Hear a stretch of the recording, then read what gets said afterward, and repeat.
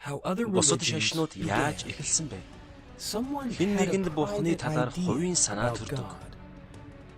Эсвэл хэн нэг нь Бурхны талаар хувьчилсан зүйл зүйлдэг. Эсвэл хэн нэг нь ямар нэгэн тэнгэрлэгчтэй хувьчлан уулздаг. Дараа нь тэр нэгэн нь дэлхийн бусад хүмүүст энэ талаараа ярьж эхэлдэг. Энэ нь бусад шашнуудыг үнэн гэж батлах боломжгүй болгодог. Учир нь гол болсон үйл явдлыг нь харсан өөр гэрч гэж байдаггүй.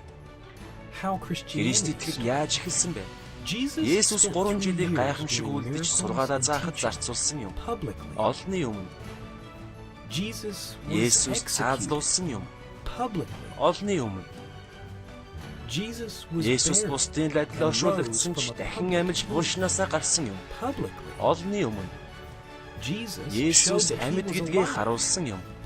Олонний өмнө. Дараа нь тэр олон түмэнд дэлхийн бусад хүмүүс энэ талаараа ярьж эхэлсэн юм.